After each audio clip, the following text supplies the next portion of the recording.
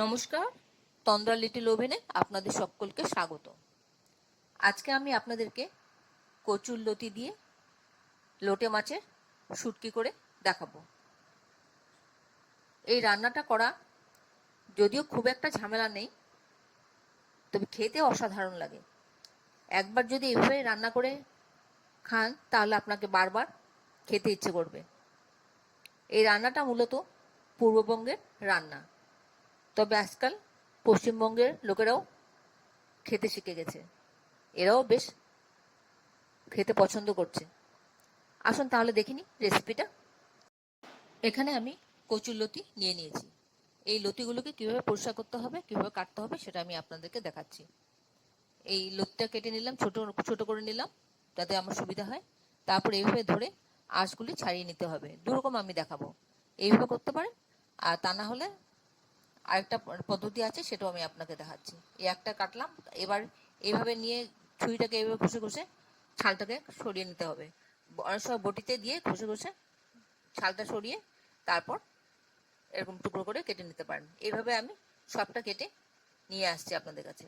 আমার সবগুলি কাটা কাটা হয়ে গেল। এবার ধুয়ে পরিষ্কার করে নিচ্ছি। এবার শুকনো লোটে মাছগুলি কিভাবে কাটতে হবে, পরিষ্কার করতে হবে সেটা আমি আপনাদেরকে বলছি। এখানে কিছু আমি শুকনো লোটে মাছ নিয়ে নিয়েছি। এবার দেখুন আমি পরিষ্কার করছি কিভাবে। মাছের যে দুধারে যে ফিন্সগুলো থাকে, সেই ফিন্সগুলোকে প্রথমে ধরলেই খুলে খুলে চলে আসবে। লোটে মাছ তো খুব নরম মাছ, চলে আসবে। এগুলো সব বাদ দিয়ে দিতে হবে। দেখুন এইভাবে আমি সব টেনে টেনে ছিঁড়ে নিচ্ছি চারিদিক থেকে। তারপর ওর মাথাটা, মুখ সমেত ওটা বাদ দিয়ে দিতে হবে কেটে। আমি ছুরি দিয়ে কাটছি, আপনাদের অসুবিধা হলে আপনারা বটি দিয়ে কাটতে পারেন। তারপর এরকম ছোট ছোট করে পিস করে নিতে হবে। যা যা নোংরা টোংরা আছে চারিদিকে, সেগুলো সব বাদ দিয়ে ফেলে দিতে হবে। লেজটাও একটু কেটে দিলাম। তারপর 2 ইঞ্চ করে টুকরো করে নিতে হবে, এইরকম। এইভাবে মাছটাকে পুরো ছোট ছোট টুকরো টুকরো করে নিতে হবে। আমি সবগুলি মাছকে এরকম ছোট ছোট টুকরো করে নিয়ে আসছি। আমি এখানে একটা মাছ কেটে দেখাচ্ছি, আর বাদ বাকিগুলো আমি করে নিচ্ছি।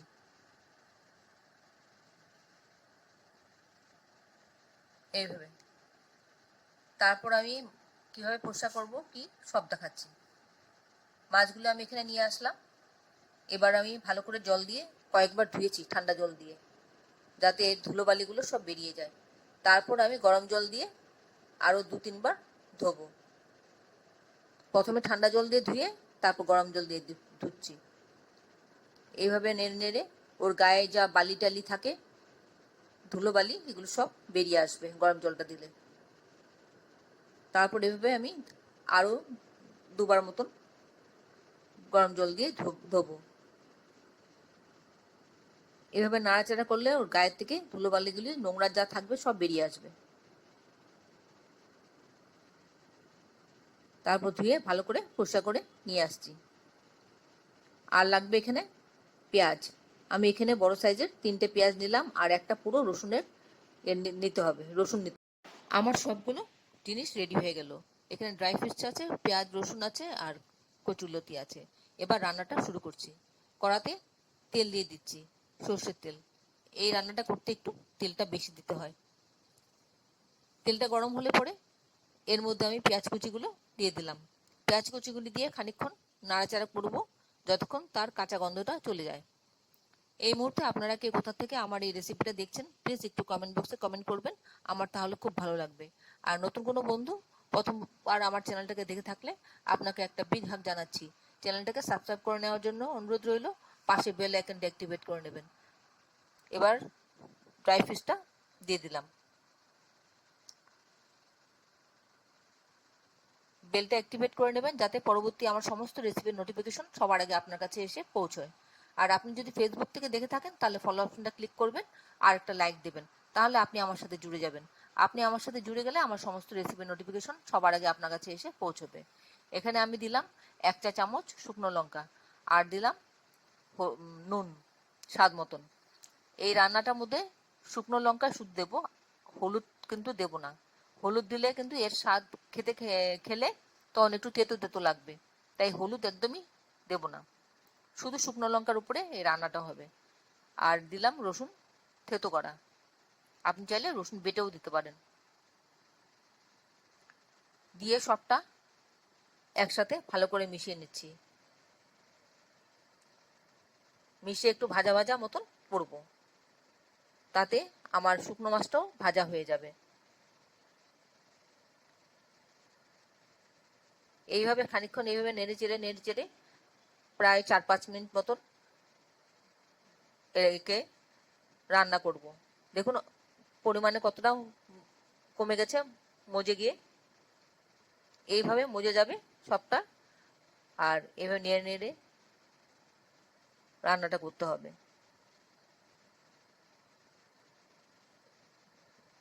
আপনারা যারা এখন পর্যন্ত আমার চ্যানেলটাকে সাবস্ক্রাইব করেননি, ঝটপট সাবস্ক্রাইব করে নিন। আপনাদেরকে আমাদের মাঝে দেখতে পেলে আমাদের খুব ভালো লাগবে।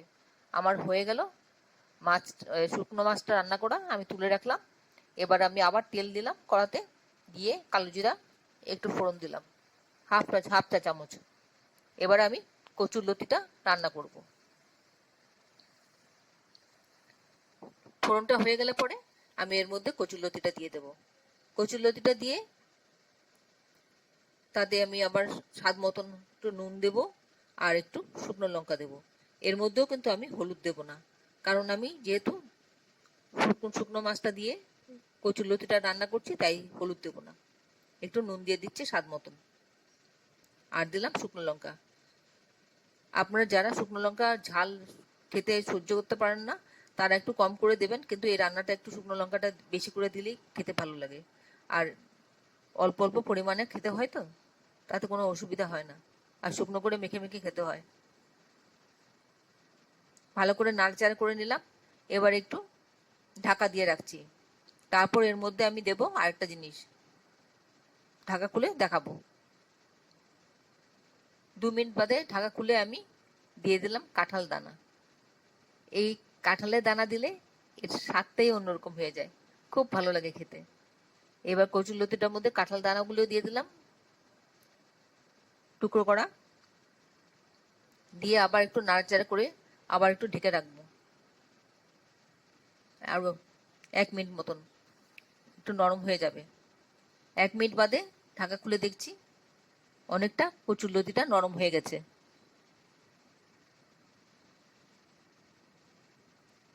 এইভাবে খানিকক্ষণ রান্না করব, ধরুন আরো 3-4 মিনিট মতন। কচুর লতিটা একদম নরম হয়ে যাবে, কাঁঠাল দানাটা নরম হয়ে যাবে, সিদ্ধ হয়ে যাবে। এবার আমি এর মধ্যে সেই শুকনো মাছটা যেটা রান্না করে রেখেছি সেটা আমি দিয়ে দেব। দিয়ে ভালো করে মিশিয়ে খানিকক্ষণ আবার রান্না করব।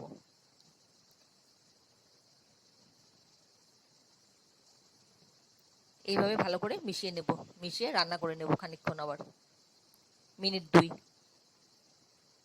আশা করি আপনাদের আমার এই রান্নাটা ভালো লাগছে। যদি ভালো লেগে থাকে তাহলে চেষ্টা করবেন একবার খেয়ে দেখতে। যারা নাক সেট করছেন তাদেরকেও বলছি আপনারাও খেয়ে দেখবেন একটু, কারণ এখানে আমার কাছে অনেকেই এসে চেয়ে চেয়ে খায়, খুব ভালো লাগে ওদের। আপনারাও খাবেন, দেখবেন আপনাদেরও ভালো লাগবে। ভালো লাগলে অবশ্যই একটা লাইক দেবেন, আর বন্ধুদের সাথে অনেক অনেক শেয়ার করবেন, যাতে অন্যরাও এইভাবে রান্নাটা করে খেতে পারে। আর কমেন্টসে জানাতে ভুলবেন না। এতক্ষণ ধৈর্য ধরে আমার এই রেসিপিটা দেখার জন্য আপনাদেরকে অসংখ্য অসংখ্য ধন্যবাদ। আপনারা সকলে ভালো থাকবেন, সুস্থ থাকবেন, ঈশ্বরের কাছে কামনা করি। আর এই ধরনের নতুন নতুন রেসিপি দেখতে আমার চ্যানেলটাকে সাবস্ক্রাইব করে নেবেন, পাশে বেল আইকনটা অ্যাক্টিভেট করে নেবেন, যাতে পরবর্তী আমার সমস্ত রেসিপি নোটিফিকেশন সবার আগে আপনার কাছে এসে পৌঁছয়। আমার প্লেটিং হয়ে গেল। এই রান্নাটাতে প্রচুর পরিমাণে প্রোটিন পাওয়া যায়, ড্রাই ফিশে প্রচুর পরিমাণে প্রোটিন থাকে।